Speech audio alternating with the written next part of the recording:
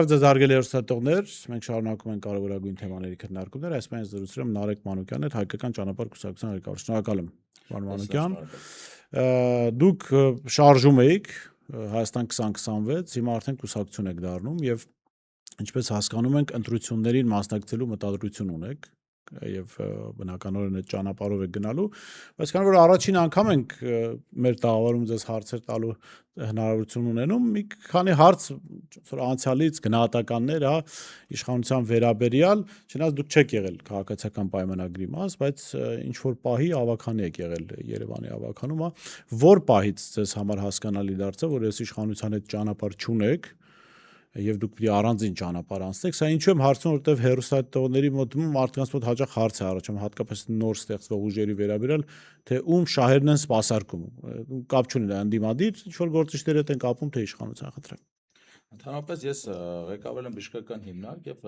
բժշկական հիմնարկը որոշակի ծրագրով, որ իմ ծրագիրն է եղել, A-կետից մինչեւ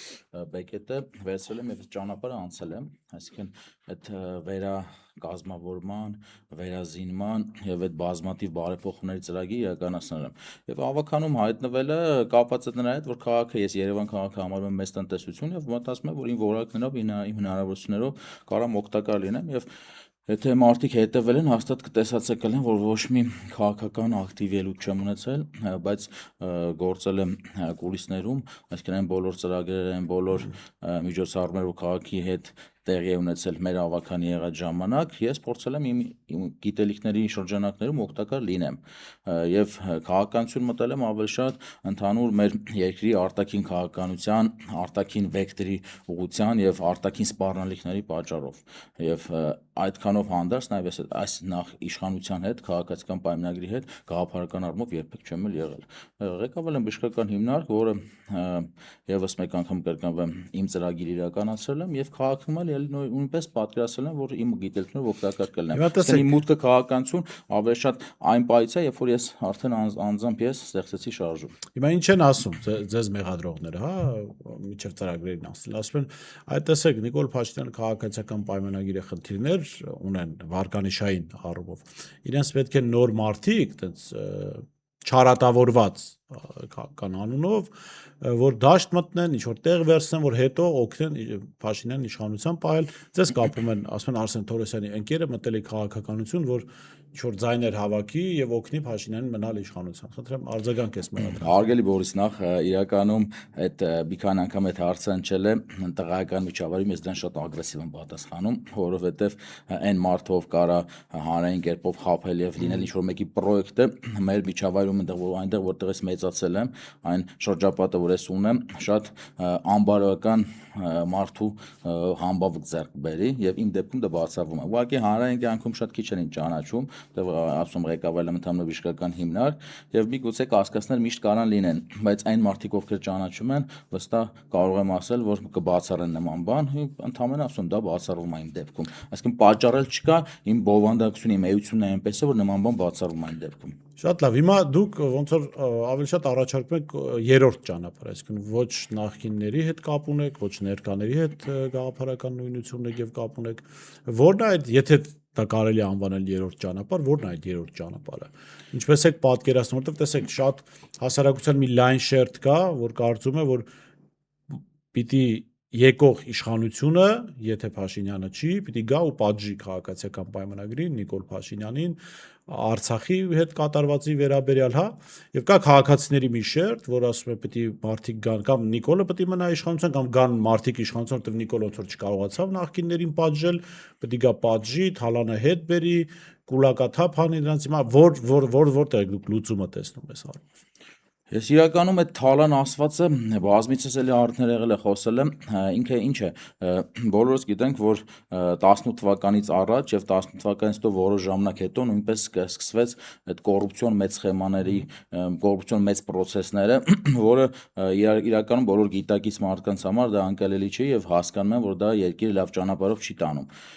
Բայց երբ որ վերլուծում ես ուզում ես հասկանաս այդ որտեղից է եկել, հասկանում ես, որ ինքը ավելի շատ դա կոմունիստական ժամանակաշրջանի 80-ականներից սկսած ինչ որ մի process էր, որ երբ որ Հայաստանը անկախություն ձեռք բերեց, այդ որոշակի առումով ձեռքերը ավելի ազատություն ստացան իշխանությունները եւ այդ process-ը ավելի խորացավ։ Եվ այսինքն ես ինչի համար եմ sense խորքային ուզում բացատրել, որ ինքը ոչ թե կապված է կոնկրետ ինչ որ երկրի ղեկավարի հետ, չգիտեմ, առաջին նախագահ, երկրորդ, երրորդ, այլ եկել է 70-ականներից որոշակի պատմություն ուսումնասիրելով, հասկանում ես, որ այդ արատավոր երևույթները սկսվեցին սովետական միության 80-ականներում շատ դուրս խորացան եւ դրա ավանդույթ էր եւ ասենք այդ բոլորս գիտենք, հարազատներ ենք ունեցել, որ պետական միակ լավ ապրելու ճանապարհը այդ ժամանակաշրջանում պետական ինչ որ պաշտոնյա լինելն էր եւ այդ ավանդույթները շատացավ եւ երբ որ այդ վերևից եկող Մոսկվայի ձեռքը մի կողմ քաշվեց, այդ ավելի խորացավ, այսինքն անկախության ժամանակաշրջանում եւ այդ մեր պետական հայրերը ինչքան էլ լինեին հայրենասեր, այդ առումով շատ գործողություններ չարեցին կամ ընդհանրապես չարեցին եւ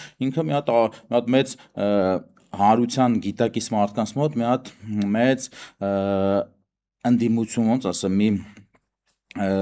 դժգոհություն մեծ դժգոհություն առաջացավ, որը կամաց կուտակվեց, դրան գումարվեց նաև այդ ընտրությունների կեղծելու տպավորություն ասեմ, թե իրականություն ասեմ, իմ մոտ տպավորություն է եղել, որ ընտրությունները կեղծվել են իրականում։ Եվ այդ ամեն ինչը բերեց նրան, որ եղավ 18 թվական, բայց մենք այդ ամեն ինչը այդ կոռուպցիայից, ընտրությունների կեղծումից խոսում ենք այն ժամանակ, երբ որ ունենք գիտենք, որ ունենք երկիր, այսինքն առաջնայինը կար, խոսում ենք այն երկրորդային, երրորդային երկրի զարգացնելու ներքին հարցեր շուտ ոչ մեկ չէր պատկերացնում նամանավանդ բոլորս այդ նույն տեսաերիզներով տեսնում ենք թե ինչ խոսույթ ուներ նույն Նիկոլ Փաշինյանը կամ նրա շրջապատի մարդիկ նույն Արցախի հետ կապված կամ մեր ընդհանուր իրենց գաղափարները մեր ազգի մեր ազգային արժեքների միասնականության հետ կապված բայց 170-աշճան ամեն ինչը դավաճանել են այդ գաղափարներին թե ձև են տալի այն ժամանակ որ այդ գաղափարներն ունեն ես իրական տարբեր կարծիքներ կա երբ որ ընկերական շրջապատում քննարկում ես բայց իմ կարծիքով իրանք իրանց բնույթով այդ գաղափարները պահելը, գաղափարական մարդ լինելը, այդ մեծ ջանք, եռանք, աշխատանք եւ կամք է պահանջում, այսինքն բազմաթիվ մարդկանց մոտ կա այդ տպավորությունը, որ իրանք ինչ որ գաղափարի են հավատում, բայց երբ որ գալիս է մի հատ դժվարություն, արագ փոխվում են։ Իրան այդ պայն միգուցե թվացել է, որ ինքը այդ գաղափարի կարողն է, բայց կամքը պետք, ջանք ու եռանք, աշխատանքը պետք, ունակությունն է պետք, որ դու գաղափարի հավատարիմ մարդ մնաս։ Իրանք չունեն այդ ամեն ինչը, իմ կարծիքով։ Եվ հիմա իսկ պատերազմից հետո առավելևս հեցին հարմարվել են իրողություններին, որը կար։ Ու այդ աստիճանական process-ը եկանք հասան 26 թվական, երբ որ ինքը երկիրը հանձնած, երկրի մի մասը հանձնած, պարտված, բազմաթիվ զոհեր բերած մարդը մեր թշնամի պետության ղեկավարի հետ գնում է մրցանակ ստանում, ու ասենք այդ պատմությունը եթե 19 թվականին պատմեիր, ծիծաղալու կթվար կամ կմտածեին դու ես աննորմալ, նույնիսկ իրանց մոտ ծիծաղ կառաջացներ, բայց աստիճանական բերեցին հասցեցին դրան։ Հիմա որը պիտի լինի գնահատականը, ընդհանրենք դուք կամ ձեր նման մտածող մարդիկ ընտրվում են գալիս են իշխանության, որը պիտի լինի գնահատականը եւ նախկինների ժամանակ կատարվածին, ի վերջո մենք հասկանում ենք, չէ, եթե ներքին արդարությունը վնասված չլիներ, 18 թիվը տեղի չէր ունեն, այսինքն մարդիկ փողոց դուրս չէին գա պատահական այս քաղաքական գործի հետևից։ Եվ հասկանում ենք, որ եթե այս մարդկանց դիտավորյալ կամ տգիտության հետևանքով չէ, ես կարծում հաճախ դավաճանները ավելի adekvat են, քան տգետները, որտեղ հիմար տգետը, ասենք կարող է ավելի մեծ փորձանք բերել, չհասկանալով ինչ է անում, իրենք այս մարդիկ էլ բերել են աղետ, որ ինչպես դուք եք ասում եւ ինչպես այդ իրականում կա հայրենիքի մի մասն են կորցրել եւ ըստ էության հայտնվել ենք թուրք-ադրբեջանական, ես կասեի ավելի շատ ադրբեջանական վերահսկողության ներքո։ Միանշանակ։ Որտեղ հայ դահուկորդին Ադրբեջան գրառման համար Եվրոպայում պատժում են, Հայաստանում էլ ֆեդերացիայի ղեկավարն են հեռացնում, ասում են, որտեղ դու աջակցել ես այդ սպորտսմենին, որը պիտի լինի գնահատական է, սկուզեի դա լսել։ Ուրեմն անցյալ Պետք է պատժվեն այդ մարդիկ, թե պիտի ասենք էջը փակում ենք ու անցնում ենք առաջ։ Նախքին 18 թվականից առաջ եղած իշխանությունների առումով ես պատկերացնում եմ թե 18 թվականին եկան իշխանության պետք է եթե պատժվեին մի քանի հոգի, այսինքն համակարգ ստեղծողները, եթե պիտի պատժվեին, բայց այդ հարցեր իրականում պետք է նստել որոշվեր։ Հարցեր ինչի համար, ոչ թե իրանց արած երևույթներ ընտրություն կեղծելը, կոռուպցիոն մեծ սխեմաներ ստեղծելը լավ բան էր, իհարկե վատ բան էր, ուղղակի այդ process-ի մեջ ժողովրդի 90%-ն էր, այսինքն կաշառք վերցնելը այնքանով է վատ բան, ինչքան տալը։ Բոլորս գիտենք, չէ՞, մինչև չգիտեմ 18 թվականը պետավտոտեսու չէ որ կանգնացնում էր, մենք 5000 դրամ ակտ չգրելու համար մենք 1000 տալիս էինք, ինքը 1000 դրամ էր օգտվում, մենք 4000, ճիշտ է։ Ու եթե հիմա մենք Ջայլամի քաղաքականություն անենք, ասենք տես բան չի եղել, ես վստահ եմ նույնիսկ Նիկոլ Փաշինյանն է տվել։ Վստահ եմ։ Այդ էր համակարգը։ Այսինքն չի կարելի, եթե տենց պատժենք, ուրեմն պետք է 90%-ին հասարակության պատժենք։ Այն 10%-ին է ինչ որ տնային տնտեսուհիներ, մարդիկ ասենք լավ դուք հրեշտակներ եք, բայց չի լինում այդպես։ Եթե համակարգն է այդպես, կամ պետք է համակարգի գլխավոր ստեղծողներին, բայց քանի որ ասում արմատները գնում են նաև սովետական ժամանակաշրջան, պետք է ուղղակի ասենք, որ դուք չկարացեք, ճիշտ չվարվեցիք, եկանք հասանք այս վիճակում։ Ու իմ կարծիքով պետք է ասենք, որ այսօրվա խաղի կանոններն էսա, բայց պետք է ուղիղ ճակատին ասենք, գիտեք, մենք դերասանություն չանենք, ասենք չի եղել։ Ու այդ մարդիկ պետք է ընդունեին, որ իրանք այդ կաշառքը վերցրել են, հարստացել են, էս են եղել, այն են եղել, ասենք միգուցե մեկը հարստացել է, բայց 10,000 աշխատատեղ է ստեղծել։ Հիմա իրան ունե զրկելն էլ իմաստ չունի, երկին ձեռնատու չի։ Ասենք այդ ժամանակ պետք է վերցվեր, ուղղակի ասվեր գնահատականը տրվեր, մարդիկ ընդունեին, ինչ որ մի մասը վերականգնեին, ինչ որ մի մասը այնքանով, ինչքան որպեսզի այդ նույն աշխատատեղերը չկորցնեին, մնացածը չլներ, ու անցնենք, ասենք, այսօրվանից մեզ բոլորից ձեռք հա տալիս, այսինչ ճանապարհով անցնելը, սենց ապրելը, մեզ է ձեռք տալիս յուրաքանչյուրիս։ Իսկ ինչ վերաբերում է Նիկոլ Փաշինյանի եւ իր գաղափարները կրողներին, որտեվ ես կարծում եմ, ես նույնիսկ այդ համակարգի ներսում լինելով, կարծում եմ, որ ոչ բոլորն են այդ գաղափարների կրող։ Ուղղակի մի մասը աշխատանք է, իրենց ապրուստ է, վախկոտն են, մի մասը տարբեր ամեն մեկը իր պատճառաբանությունն է։ Խոսքը դիտավորությամբ իր գաղափարակիցները պետք է խիստ պատժվեն իհարկե, ասում եմ, եթե օրենքից դուրս նայես, ասենք էմոցիոնալ դաշտ գնաս, իրանց պատիժը լրիվ ձև կտեսնես։ Բայց քանի որ մենք այն մարդն ենք, որ գտնում ենք, որ պետք է ամեն ինչ Հայաստանում լինի օրենքի շրջանակներում, որովհետև ես բազմիցս ասել եմ եւս մեկ անգամ կրկնում եմ, առնոտ ձեռքերով չես կարող լավ գործեր անես, մենք իրանց պատիժը պետք է լինի օրենքի շրջանակներում։ Օրենքի շրջանակներում ու շատ խիստ, այսինքն նույն Նիկոլ Փաշինյանի դատելու համար իրանը ոչ մի վկա հարկավոր չի, բազմաթիվ ինքնախոստովանական ցուցումներ ունեցված անվերջ անհամար, ու ինքն էլ է այդ իմա ինքն էլ է գիտակցում, դրա համար բոլորս է պատկերացնում ենք, որ ցանկացած պարագայում ինքը այտենց հաշտ չի լինելու իշխանություն տալու հետ, իշխանությունը հանձնելու հետ, անկախ ընտրությունների արդյունքներից, այսինքն այդ process-ները մի քիչ նես մութ անտառ է, որը տարբեր չես հասկանում, որ ուղղությամբ կգնա։ Հիմա տեսեք, պարոն Մանուկյան, դուք էլ ասացիք, որ նոր եք հայտ ներկայացնում քաղաքական դաշտ, հա, սովորաբար լավ է, որ նոր մարդիկ մտնում են քաղաքական դաշտ, բայց սա նաև մյուս կողմից անակնկալ է, ինչու, որովհետև հատկապես 18 թվականը տեսած հասարակության համար, որ շատ ոգևորված էին, էյֆորիայի մեջ են, հետո պարզվեց, այս մարդը ուղղակի աղետ բերեց այս հասարակության գլխին։ Սա դժվարություն չի հարուցում ձեզ համար, որ շատերը նոր են ճանաչում ձեզ, լսում են ձեզ, ասում են, հա տեսեք ինչ հրաշալի մտքեր ասում, բայց Նիկոլն էլ վատ բան չէր ասում, չէ՞։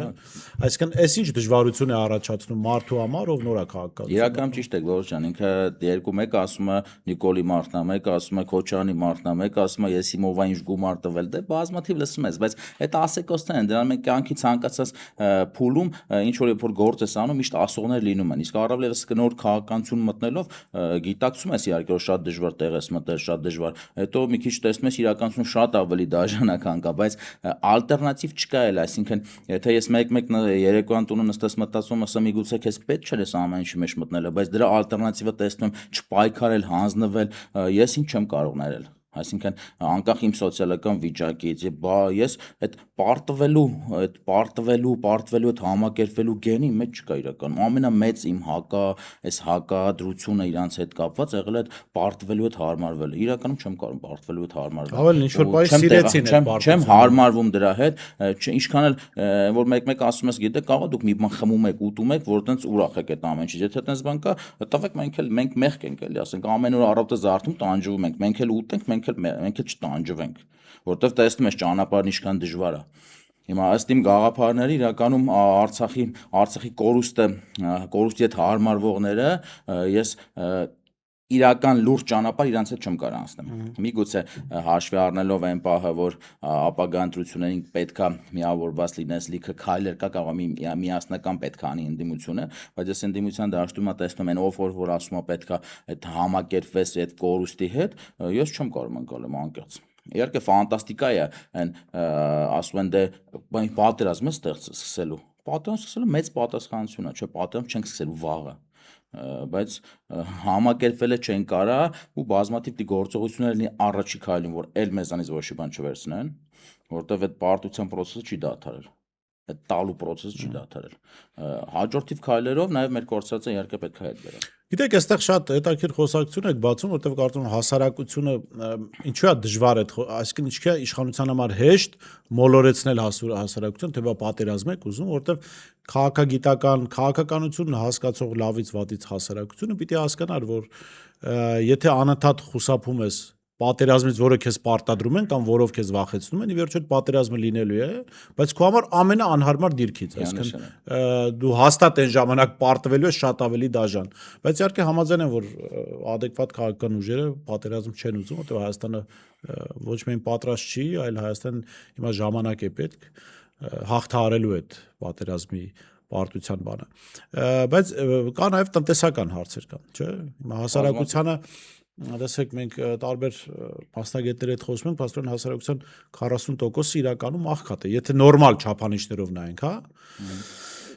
Եվ 40% աղքատության պարագայում դժվար է խոսել առաջին հերթին բանից, հա, ինչ որ աշխարհակաղակական հարցերից, հզորանալուց, հա, Մասլոուի բուրգն էլ է, չէ, ասում մարդու պիտի սկզբից պահանջմունքների բուրգը կա, առաջինը պետք է փորը կուշտ լինի մարդու։ Հիմա այս առումով ինչ առաջարկներ ունեք, ինչ լուծումներ եք տեսնում, չէ՞ որ այդ 40%-ը շատ մեծ թիվ է եւ իրականում իր խնդիրների լուծումը չի տեսնում նաեւ սրանց օրոք։ Իրականում առաջի մեր խնդիրը մեր երկրի դա անվտանգային խնդիրն է։ Անկախ որ տեսանկյունից ուզում ես նայի, ում հետ ուզում ես զրուցի, որովհետև ըստ իմ կարծիքի, եթե դու ուզում ես ազգ ես, որ ուզում ես պետություն ունենաս, ժողովուրդ ես, հասարակություն ես, որ ուզում ես պետություն ունենաս, դու պետք է պատրաստես դժվարություններին։ Այսինքն այդ աղքատությունը ասացնելը հարաբերական։ Ըստ ինձ կա, այսինքն կյանքի այն ցածր ամենափոքր բաժնումները քո համար հասանելի է թե չէ։ Իհարկե պետք է ժողովրդի յուրաքանչյուր քաղաքացու համար այդ ամենափոքր բաժնումները հասանելի լինի։ Այդ պետք է անի պետությունը։ Այդ պետք է անի երկրի իշխանությունը, բայց անունը դնել, որ առաջնահերթը մեր համար այդ սնունդն է, այդ չգիտեմ, տարբեր Եվրոպաներում ինչ որ ման գալն է, սուրճ խմելն է, տարբեր Չէ, դա չի, բայց քաղաքացի որ տենում է նախարարը 7-8 միլիոն դրամ պարգևավճար է ստանում, մտածում ուրեմն էս երկրում փող կա, չէ, կարան իմ խնդիրներ լուծեն, ինչ չեն լուծում։ Դե ինքը իրական, տեսեք, այս մեր երկիրը ինչ է, մեր երկիրը ազատ շուկայական հարաբերություններ են, բայց քանի որ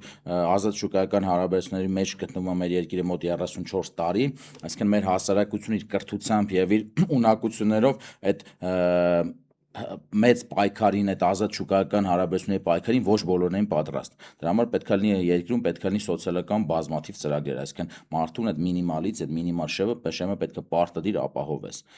Եվ հասում հասարակության, բայց ես համաձայնել չեմ, գիտեք, ես բազմաթիվ մարդկանց հետ եմ շփվել, որ շփվում եմ հիմա, որ իրանք օրվա հացի կոպիտ ասած, իրանք օրվա, եթե մեկ օր աշխատանքի չգնան, մյուս օրը խնդիր կլինի հացի, բայց իրանք շատ հայրենասեր են։ Իրանք պատրաստ են իրենց կյանքը, իրենց դժվարությունները նվիրել։ Իրականում ես չեմ ասում այդ 40%-ը հայրենասեր չեն, ես ասում 40%-ը ակնկալիք ունի, որ իր սոցիալական խնդիրների լուծումն էլ պիտի լինի քաղաքական ուժերի ծրագրերում։ Թե չով ասել հայրենասեր չեն։ Պարտադիր, ոչ ջան, իմ այդ ներքին, այսինքն ես համարում եմ, որ արտաքին անվտանգային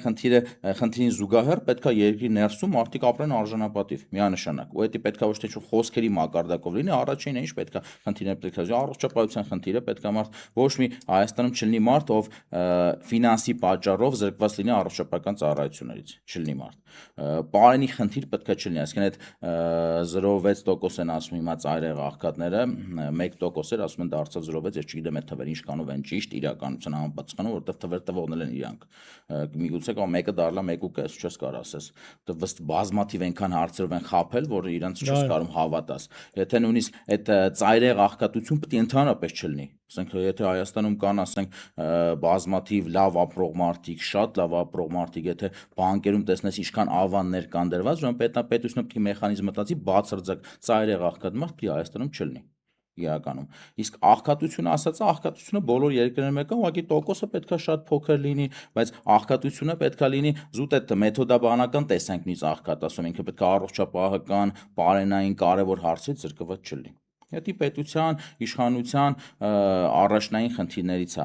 եւ այդ ծրագրի մեջ, մեր ծրագրի մեջ նախընտրական, մենք հստակ հրապարակելու ենք, մենք ինչ քայլեր ենք տեսնում։ Օրինակ, ես վերջում ես հիմա կլոր սեղան եմ հրավիրել, որ հանդիպենք խոսանք, հիմա պրիմիտիվ Հայաստանում շատ լուրջ խնդիրը դեմոգրաֆիկ խնդիրը։ Բոլորս գիտենք, այսինքն որի մասին շատ չենք խոսում իդեպ։ Չէ, տեսեք, 24 թվականին Հայաստանում ծնվել է 33600 երեխա, մահացել է 25500 մարդ։ Խի եմ ասում 24, 25-ի տվյալները ամբողջությամբ ամփոփված չի, բայց նախնականը ոնց որ ավելի վատն է։ Համարենք նույնն է լավ։ Այսինքն դրական բալանսը եղել է 8000։ Ու այդ տրամաբանությամբ պատկասում եք, եթե Հայաստանից բնակչությունը տարեկան 8000 է ավելանում, եթե արտագաղթ չլինի։ Եթե արտագաղթ չլինի, այսինքն մենք 10 տարի հետո ավելանում ենք 100,000-ով։ 100 տարի հետո ավելանում ենք, պատկասում եք 1 միլիոնով։ Մենք ուղղակի որպես Բայց ՄԱԿ-ի տվյալները ասում են 2050-ին ընդհանրապես մենք 1.1 միլիոն ենք լինելու արտագաղթի ֆոնին։ Արտագաղթի ֆոնին ու այս կարևորագույն հարցերը, որ պետք է առաջնային անհանգստացնի։ Ես օրինակ այդ հարցով մի հատ կարևորագույն առաջարկ ունենք, ասում ենք եկամտահարկը Հայաստանի Հանրապետությունում գիտեք 20% է։ Ասում է երեխա ունեցող կանանց առաջ երեխայի դեպքում եկամտահարկը իջեցնենք 1%-ով, այսինքն դառնա 19։ Երկրորդ երեխայի դեպքում դառնա 16, եւս 3%-ով, երրորդ երեխայի դեպքում դառնա 10%, իսկ չորրորդ երեխայի դեպքում ընդհանրապես ազատվի ու ցմա։ Այս երկու կարևորագույն խնդիր է լուծելու, ինչ անելու։ Համար 1 դրթելու է, որ մարդիկ երեխա ունենան։ Հիմա ես սպասում եմ երրորդ երեխային, հաստատ ես ֆինանսական, սոցիալական առումով փառկասո բարվոք վիճակում եմ գտնում, լավ վիճակում եմ գտնում, բայց միգուցե իմ կինը մի օր մտածի, գիտես, ասենք եկամտարկից ամբողջությամբ ազատվում է։ Եթե իր աշխատավարձն է բարձր, այդ աղագին մեծ օգնություն է։ Ու ցմա։ Ու երկրորդը մենք դրթում ենք, որ երեխա ունեցած մայրը գնա աշխատելու։ Այսինքն ոչ թե ինքը նստի տունը նպաստանա, գնա աշխատանքի։ Այսինքն եթե դու ունեն մեջ 4 երեխա, դու ցմա ազատում ես։ Հիմա ձեր կինը, ասենք ունի 4 երեխա, օրինակ եմ չգիտեմ, 4 եւ մնացած հաջորդ երեխաներին։ Ցմա ազատվում է։ Ու դրա տակի ֆինանսական հաշվարկը մենք մոտակայքում կներկայացնենք, որ չլինի որ շուտ գա։ Չէ, իրականում որ չլինի օթի մեջ, ասենք գիտեք, այն որ գալիս են, ասենք ասում են թող բոլորը լավ ապրեն, էսենց լինի, հենց լինի։ Աշխարհում էլ պատերազմ չի, չէ, հստակ ֆինանսական հաշվարկը լինելու է։ Ինքը փոքր է, պետության վրա, բյուջեի վրա փոքր բան է այդ ծախսա, որտեղ եկամտահարկը ընդհանրապես մեր հարկային եկամուտների մեջ քիչ տոկոս է կազմում, այդ եկամտահարկի մեջ էլ կանայք են, կանայք ու երեսքան երեխա ունեցող, բայց հստակ թվերով կներկայացնենք, հիմա այդ ամբողջությամբ Սա հետաքրքիր առաջարկ է, որովհետև դու այս առաջարկով ասիք եւ դեմոգրաֆիան է օգտվում եւ տնտեսությունը, այսինքն մենք չենք ասում դուք երեխա ունեցեք, պետությունը փող կտա գնացեք նստեք։ Պետությունը որպես շահառու երկու կարևոր խնդիր է լուծում իր համար։ Պետության շահի տեսանկյունից։ Անենց անում իր քաղաքացիները շատանան, անենց անում իր քաղաքացիները շատ աշխատեն։ Ու ասենք ինքը իրատեսական ծրագիր է։ Եթե ասենք հիմա նույն կառավարությունը մենք այդ բանով չենք հաստատ մեր քաղաքացիների համար, եթե կարանի թող վաղը անի, խնդիր չկա, այսինքն այն չէ անպայման մենք գանք կամ մյուս ընդդիմությունը կհաղթի այն մարդիկ, ովքեր հնարավորություն ունեն հաջորդի իշխանություն ստեղծելու, կազմելու, թող իրան գնան այս ծրագիրը իրականացնեն, կարևորագույն ծրագիր է։ Իդեպ հետաքրքիր առաջարկ է, ընդդիմադիր ուժերի հետ խոսելու եք, այսինքն բոլոր իշխանությանը ձգտող ուժերի հետ, որ իրենք էլ, չգիտեմ, պարտավորություն վերցնեն, որ այ եթե մենք գանք, մենք սա կանենք։ Որտեվ անկախ սրանից հրավիրել եմ իմ Facebook-յան էջում դրել ենք, չգիտեմ, արձագանքները որոշակի կա։ Հիմա ձեր ասածպես մեկը չի հավատում, մեկը չի ուզում, մեկը արդեն ընդդիմությունով ինքը պատկերացնում որ 4%-ի շեմը հաղթահարելու արդեն իրան իշխանությունն է պատկերացնում։ Ես գրագետ մարդ եմ, բազմաթիվ փորձառություն ունեցող ճանապարհ անցած իմ առաջարկը ներկայացնում եմ, այսինքն մեր կուսակցություն մեր առաջարկը ներկայացնում է։ Հնարավորություն կլինի, մենք գանք, մենք հաստատ այսին խոստումներ ու չենք կարող ասենք չստացվեց ու դա էլ է շատ կարևոր որ երբ որ դու գնում ես ընտրությունների պետք է խոստումներ լինի որոնք ոնց որ աստղանիշով խոստումներ լինի որոնք ասես եթե չանելու դեպքում ժամանակային առումով ու ժամկետով ես հրաժարական եմ տալու ասենք որ չլինի խոստումների տենց անսահմանափակ ինչ որ բարի ցանկությունների կենացների մի հատ բան գրես ծրագիր գրես ասենք գիտեք այս ինչ ծրագրերը կիրականացնեմ ըստ հնարավորության այս ինչ ծրագրերը եթե չանեմ այս ինչ ժամանակաշրջանում ես հրաժարական կտամ որ մարդը հավատա, ասենք, ու պատասխանատու, որ որն ես պատասխանատու, դու ինչ հայտարարություններ ես անում։ Շատ լավ, գանք քաղաքական ուժերին, ընդդիմադիր դաշտում այսպես բազմաթիվ ուժեր կան եւ այսպես տարբեր հայտ ներկայացրած ու այսպեսի խոսակցություն կա, իհարկե ամենևին չփորձելով պիտակավորել ձեր ուժին, հա, ասում են նոր ստեղծված ուժերի ասում են, այն ուժերը, որոնք փոքր են, պիտի հասկանան, ձայներ չփոշիացնեն, այս մեղադրանքներին ո՞նց եք արձագանքում ու ինչ լուծում եք տեսնում ի վերջո քաղաքական դաշտում։ Ուժերը պիտի միավորվեն, թե ամեն մեկը գնա փորձի իր ծրագրերով ժողովրդին համոզել, բերել ընտրատեղամասեր ու հետո հետընտրական process-ում իր ստացած ձայների համապատասխան պայմանավորվել քաղաքական դաշտում։ Ես բազմիցս կոչ եմ արել պիտի միավորվենք, բայց ընկալվում է հետևյալ կերպ, որ այս ուժը հնարավորություն չունի անցնելու կամ հնարավորությունները շատ քիչ են, հա պոտենցիալ ունենք շատ, բայց այս պայդրությամբ հնարավորությունը մենք իրատես մարդ ենք հիմա, ֆանտազիաներով չենք ապրում, այս պայդրությամբ հնարավորություն չունենք։ Ունենք այսքան պոտենցիալ, բայց այդ պոտենցիալը պետք է ժամանակապետք, որ կապիտալացվի։ Այսինքն, բայց այս պայդրությամբ իրանք տեսնում են, որ այդ միավորվելու կոչը քեզ է ձեռնատու, բայց չեն հասկանում, օրինակ ես իմ համար Նիկոլ Փաշինյանի իշխանության ժամանակ ընդդիմություն աշխատել իմ համար բացառվում է։ Ես վստահ ասում եմ ձեզ հստակ։ Բազմիցս հայտարարել եմ, էլի հայտարարում եմ, այսինքն ես ինչ եմ տեսնում, երբ որ Նիկոլ Փաշինյանը եթե հանգարց հաղթի, ես այնտեղ ընդդիմադիր падգամավոր լինեմ։ Դա ինչ եք անում։ Չվիրավորելով ներկա գործող падգամավորի միանշանակ, եթե ասում այդ փոշիացնել ասելը կարան ասեն այն ուժերը, ովքեր հստակ հայտարարեն, որ եթե Աստված մի արասցե հանգարց Նիկոլ Փաշինյանը հաղթեց, բոլորով պետք է միանգամից հրաժարական տան, միանգամից։ Ինքը իհարկե օրենքի ուժով չկա տենց կետ, որ լուծարվի խորհրդարանը, բայց հստակ քաղաքական ճգնաժամ ալնելու շատ լուրջ։ Այսինքն եթե Վրաստանում հրաժարվել են, քաղաքական ճգնաժամ առաջացավ։ միանշանակ Ինչ եղավ, այդ մարտիկը Չէ, դե քաղաքական ճգնաժամը դա հենց է էլի քաղաքական ճգնաժամը։ Ինքը այսինքն չի լուծարվում կառավարությունը։ Ես ասում եմ, ոչ թե մեղադրում ներկա ընդդիմադիր падգամավորներին, անց մի մասի հետ ես առօրյա շփվում եմ, ընկերությունել ենք անում, միշտ է եղել այդ։ Բայց այս պայդրությամբ, եթե մենք տեսնում ենք, որ Նիկոլ Փաշինյանը գոյաբանական խնդիր է մեր համար, ոչ թե հերթական ընտրություններ է սովորական, ուրեմն պետք է հստակ ասվի, չէ, խնդիր չկա, ես չմասնակցեմ, չգիտեմ, մյուս ուժը չմասնակցի, ու ոչ մի քաղաքական պայմանավորվածություն պետք չէ, այսինքն ես չեմ գնում իշխանություն ուզենային քաղաքացիական պայմանագրի հետ բազմաթիվ տեղեր կարենք իշխանության լինեինք, այսինքն այդ չի եղել մեր խնդիրը ու ոչ մի բան էլ չենք ուզում դրա փոխարեն, բայց պետքա բոլորը երբ որ հայտարարեն ասեն, գիտեք, մենք մանդատներս դնելու ենք իրական ընդդիմադիրները, միանշանակ ես չեմ մասնակցի, չեմ խանգար, եթե զգում խանգարվում եմ, եթե ապրիլին ասենք տեսնեմ, չէ, հնարավորություն եմ կմասնակցեմ, եթե տեսնեմ հնարավորություն չունեմ, այդ ձեր ասած փոշիացնող զանգվածի կամ բանի սեկտորի մեջ ես մտնում, չես մասնակցի։ Այն պատճառով, որպեսզի իրականում այս մարդիկ, ովքեր որ հնարավորություն են սոցհարցումների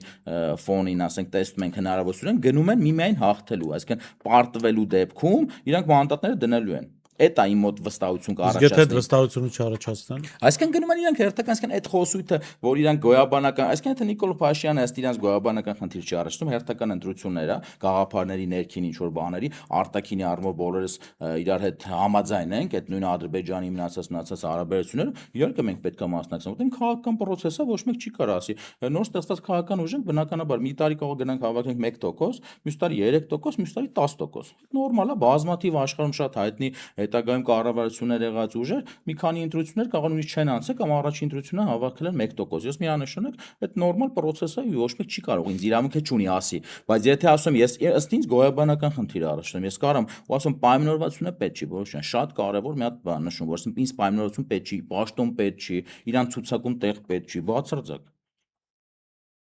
Շատ լավ, եւ վերջին հարցը, պարոն Մանուկյան, քանի որ տրամաբանորեն եկանք այդ վերջին հարցին, հա։ Հայաստանում սովորաբար ես որպես կոնե 15 տարվա լրագրողական փորձառություն ունեցող մարդ, տեսնում որ քաղաքական ուժերը չունեն երկարաժամկետ, կարճաժամկետ ծրագիր։ Այսինքն մարդիկ մասնակցում են ընտրությունների, ընդ որում սա խոսքը փոքր ուժերի մասին չի միայն։ Բոլոր քաղաքական ուժերը, երևի թե բացի դաշնակցությունից, ինչ որ պլան ծրագրավորում չունեն, ինչ են անելու, այդ կուսակցությունն էլ 100 քանի տարի է գործում է, այդ ոնց որ ավանդույթի ուժով իրենք ինչ որ բան ունեն, ծրագրեր ունեն։ Դուք ինչ ծրագրեր ունեք, այսինքն դուք ձեզ պատկերացնում եք այս պահին դուք ձեր թիմը ունեք 5 տարի հետո դուք լինելու եք քաղաքական դաշտում, ինչ եք անելու, ինչով եք զբաղվելու, դուք ձեր խոսքում ասացիք, չէ՞, կարող 1%-ին հետո մյուս ընտրություններն ավելի շատ եւ իրականում այդ հենց այն ուժերն են հաջողության հասնում, որոնք երկարաժամկետ պլանավորում ունեն, հասկանում են, որ ինչ են անելու, հասկանում են, որ այդ իրենց ծրագրի համար, թեկուզ որպես ընդդիմություն, թեկուզ որպես խորհրդարանական կամ ոչ խորհրդարանական ընդդիմություն ունեն ֆինանսական այս աղբյուրները, անելու են այս ծրագրերը, հա, այս ակտիվությունն են ցուցաբերելու, այս քայլերն են անելու, ունեք այդպիսի ծրագիր։ Իհարկե, եթե ծրագրերը չունենայի չէի մտնի, բայց այդտեղ ասում եմ, եթե այդ եթեի պահ, այդտեղ գիտեք, ասենք, այդ հունիսի 7 ասածը, երբ որ եթե լինի հունիսի 7-ին, ասում են պետք է որ հունիսի 7-ին լինի ընտրությունները։ Ինքը մեծ ջրբաժան է, եթե դրանից հետո հանկարծ այս իշխանությունը վերարտադրվում է, ինքը ոչ մեկը չեն կարող ասենք, որովհետև այն Հայաստանը, այն գաղափարները, այն ազգային գաղափարները, որով մենք մեծացել ենք, որը մեզ դպրոցում սովորացել են, որը Նիկոլն ասում է դա KGB-ն է ձեր ուղեղի մեջ մտցրել, չգիտեմ, այդ պատմության գրքերը ինքն է գրել, հարցականների տակ են իր սիրած օթից կախված լուրերի մակարդակով ինչ որ անդադ շեղում է, այդ փոխում է ինքը։ Այդ պատկերացումները փոխում է ինքը, պատկերացնում եք, այսինքն սկսած էթնիկ կազմից ու գաղափարներից, այսինքն թե մենք ուր ենք գնում, ինքը փոխում է։ Ու մեր պես մարդկանց համար, ասենք ձեր պես մարդկանց համար, որ այդ ժամանակաշրջանը անցել եք, այդ դպրոցում եք անցել, այդ գրքերով եք, դժվար է տղա ապրել։ Ես ոչ թե գնալու եմ Հայաստանից, ես մինչև ոչ պայքարելու եմ, բայց իմ երեխան կմնա թե գնա, այդ մի քիչ բոլորի մոտ այդ հարցը առաջանում։ Հա, ես կնես կանեմ չգնա, լավ, պայքարելու եմ, բայց ինքը իրականում փոխվում է լրիվ, ամբողջությամբ փոխվում է։ Որտեվ կոդն է փոխվում հասարակության։ Հիմա ես մեղ չունեմ, ինքը գիտեք, մենք ուրիշ բան ենք սովորել, հիմա ինքը եք ասում է, գիտես, չէ, էսա։ Մեզ պատմությունը, մեր պատմության գրքերը, մեր պատմության հերոսները ուրիշ բան են մեզ ասում, չէ։ Մենք ուրիշ բան տեսանք։ Մենք այդ նույն 18 թվականը որ եղավ, այդ արդարության զգացողությունը մեր մեջ կար։ Թե չի ասենք նույն հանգիստ կարենք այդ 18 թվականից առաջվա իշխանության հետ հարմարվենք ինչ որ բաներ մեջ, մեր մարդիկ են էլի մեր առօրյա մեծացած փոքր երկիր իր այդ հազարդ կապով կապնված ենք, չէ։ Այսինքն այդ հանկարծ հունիսի 7-ին եթե ինքը վերարտադրվի, ես չեմ պատկերացնում, մի քիչ բարդ է պատկերացնել դրանից հետո ոնց է լինելու։ Դրա համար պետքա այդ լոկոմոտիվները ընդդիմության որ թե ռեսուրսի, թե ճանաչելիության տեսանկյունից, իրանք պատասխանատու վերաբերվեն։ Իրանք պետք է մեզանից յուրաքանչյուրի պոտենցիալն օգտագործեն, ասում 0 ակնկալիքով որևէ ինչ որ մանդատ կամ իշխանություն։ Իդեպ այստեղ օգտագործեն ձեր ֆակտորը պետք է օգտագործեն, իմը, մյուսինը, եթե տենց են մտածում, եթե չէ, այստեղ հետաքրիր միտք հասցիկ, սա էլ ասեմ, որ ինչու եմ ասում հետաքրիր, որովհետև այդ լոկոմոտիվները, հա, լոկոմոտիվները իրականում Հայաստանում ինչ որ կոմպլեքսավորված մոտեցումներ ունեն։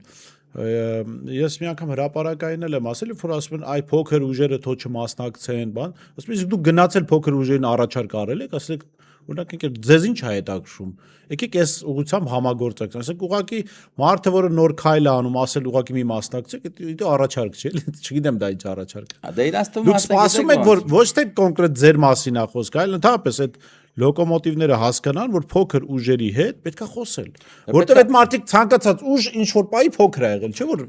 հասել է այդ արդյունքը։ Իրանք պետք է ունեն վերլուծաբաներ, հասկանան, ասենք թե Նարեկը խաբեբա, Բորիսը խաբեբա չի։ Նարեկը ձգտում է պաշտոնի, Բորիսը չի ձգտում պաշտոնի։ Ասենք գան Բորիսին առաջարկություն անեն, Նարեկին չանան։ Ինքը պետքա տարբերակի, չէ՞, դա էլ է ուղեղի հնարավորության հարցը, ասենք հասկանա ով ինչ է ուզում։ Ինքը այդ առումով, ասենք հասարակության մեջից թե չէ, ցանկացած այդ լոկոմոտիվները մեծ ռեսուրսներով իրանք կողքը նորից հավաքվում են այն մարդկանցից մեծամասնությամբ, ինչ հիմա հավաքված է իշխանության կողքը։ Հասկանալի իշխանությունից դուրս մնացածի մի մասն է գնում։ Հասկանում փոփոխության դեպքում որակական բան էլ չփոխվի։ Չպիտակավորելով, գիտեք, հիմա նախընտրական շրջանում մաքսիմում հեռու ես մնում ընդդիմությանը ինչ որ բան ասելով, պատճառն է, որպեսզի չասեն Նիկոլի Ջրաղացին է ջուրլեսում կամ Նիկոլի մարդն է եկել, բացարձակ հեռու ես մնում, բայց տեսնելով, չէ՞, մենք ընդդիմության դաշտում ենք Նիկոլներ տեսնում։ Այսինքն Նիկոլին հանելը դեռ չի նշանակում լրիվ լավ է, կամ Նիկոլին հանես մտ Նիկոլ դնես նորից։ Այսինքն այստեղ շատ կարևոր է ինքը ինչ գաղափարներ է ասում։ Եթե այդ շատ ժողովուրդը պետք է շատ զգուշ մնա Նիկոլին հանելուց դնի դրա տեղը։ Այսինքն իմաստը ո՞րն է, եթե ամեն հաջորդ այդ փորձությանը ժողովուրդը վերջնականը չի դիմանալու։ Ինքը դա ռեսուրսը չունի անդադ այդ խնդիրները տեսնելու ու նորից այդ ամեն ինչին դիմանալու, դա հաղթարելու։ Դրա համար այդ պետքա շատ, ասում, շատ այդ ընդդիմության դաշտ ասացնել էլի այդ լոկոմոտիվները, այսինքն իրանք վերլուծական կենտրոններ ունենան, գրագետ մարդիկ հասկանան, հավաքեն ու ընդհանուր գործի համար։ Ու ասենք տեսնեն ինքը այդ մենք մտել ենք ընդդիմադիր, ես մենակ մտել եմ ընդդիմադիր դաշտ, հավաքել եմ իմ ընկերներին, այն մարդկանց ովքեր ես ազդեցություն եմ թողել, հեշտ գործ է։ Չեմ ասում հերոսությունը, բայց ինչքան դժվար գործ է, այսինքն հոգեբանական տեսանկյունից դժվար է,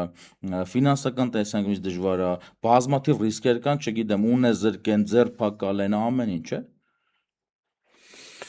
Շատ լավ, պարոն Մանուկյան, շատ շնորհակալ եմ հետաքրքիր զրույցի համար։ Ես հուսամ, որ դուք հնարավորություն կունենաք ավելի լայն զանգվածներ ընտրական process-ում ասել, մարդկանց համոզել այն ինչ ձեր ծրագրերում կան, որոնք իրականում կարծում հայանպաստ են եւ հետո ժողովուրդը պիտի հասկանա էլ որ այստեղ խնդիրը ես միշտ մեր եթերում ասում ենք որ 26 թվականի խնդիրը սա է չընտրել Նիկոլին, ընտրել ցանկացած ուժի։ շատ ակնհայտ սատելիտի չէ, բայց ուժի, որոնք գաղափարներ ունեն, մտքեր ունեն, ու գիտեք, որ ասեք, այս տարիներին ցույց են տվել, որ չեն ծառայել իշխանություններին։ Շնորհակալ եմ հրավերն ընդունելու համար, հետաքրքիր հարցազրույցով մենք դեռ առիթ կունենանք հանդիպելու։ Ես եմ շնորհակալ։ Ես հիշեցնեմ, որ զրուցում էի Հայկական ճանապարհ կուսակցության հիմնադիր եւ ղեկավար Նարեկ Մանուկյանի հետ, տեսություն կհանդիպենք։